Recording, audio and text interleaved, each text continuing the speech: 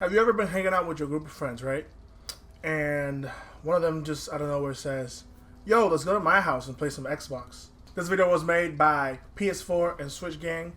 We're here today to talk about the worst console and maybe even the worst gaming company. And yeah, I even think worse than Blizzard. They released those two trailers and I guess everything's forgiven on them. And people are okay with them again now.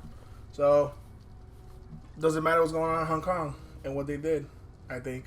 But that's beside the point. The point of this video is for me real quick to take you back to 2016. The reason I'm taking you back to 2016 is because I was a very dumb child. And once I moved here to Florida, I decided it was a good idea to pick up on this offer that somebody was giving me to buy their Xbox One.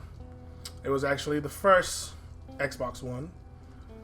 And my idiot 2016-year-old self was like, yes, this would be a very great investment and very good idea. I should buy this for $400. Yes, $400. I bought the first Xbox One, which I'm pretty sure was about to die, for $400. And to the person that abused me and sold me that, I know it's my fault, but I hate you. Anyways, the reason I bring you back to 2016, when my dumb self bought a Xbox One for $400, way overpriced. You know who you are. I bought the console, and when I bought the console for $400, I forgot that you have to bring games or buy games for that, obviously. So my smart self was kind of going through it for about 2 weeks, which my next paycheck was coming up. So I had to hustle through, and I was like, okay, that's fine.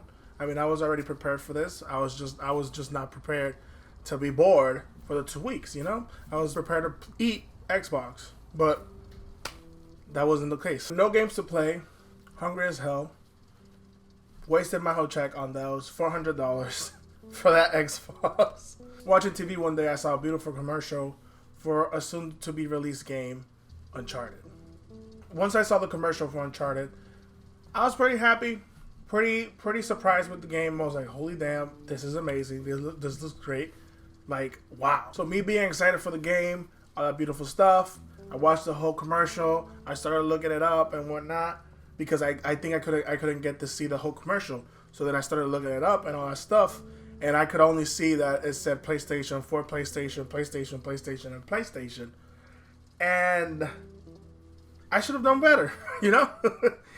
I was, just looking and looking, expecting to have some hope and just fingers crossed maybe it's coming for the Xbox, and obviously it did not, because Naughty Dog is a studio exclusive for PS4. So from those 2 weeks of suffering, my sadness was because a game that looks so great like Uncharted was not available for the Xbox. It was not me starving to death or going through it with no money. It was the fact that I bought a $400 Xbox. And the games that were very, very great were not in that console. And you might say, I didn't think Uncharted was that great. Well, hang on, Nathan! Where is the artifact? Heads up! Go!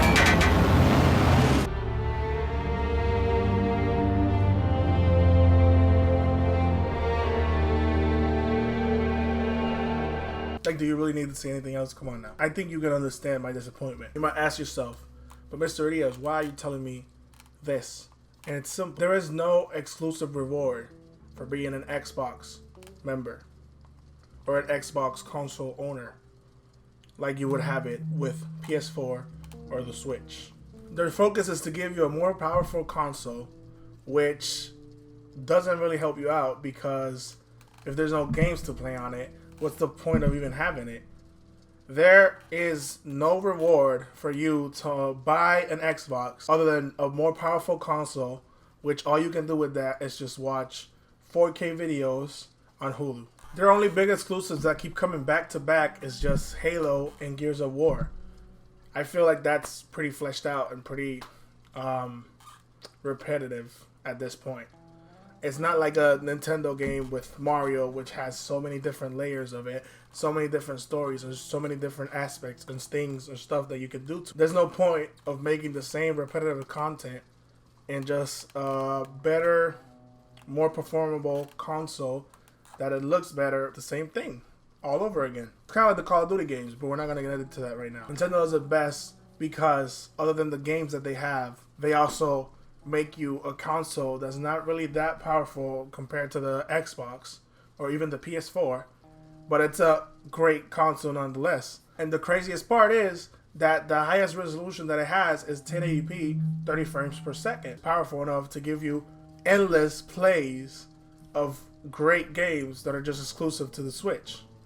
And plus they're adding more to the library, which are games that all consoles have. Like, at least Nintendo is focusing on the right things. They're focusing on giving you games for you to be able to play and not just be bored playing the same games you can play it anywhere in any other console, and giving you a reason to buy a Switch. It's a great console. And like I said, it's not big on performance. The controllers are just some snappy Joy-Cons on them, and it's a great console. I mean, it's way better than the Xbox right now. Now, when we talk about Sony, it's kind of different though, because they give you a console that can handle more performance-wise. They focus more on buying studios to give them more exclusive games for the people that buy the PS4s to be rewarded with those games for buying it. Obviously, yes, they're kind of focused on performance because, I mean, the PS Pro came out, the PS Pro Slim.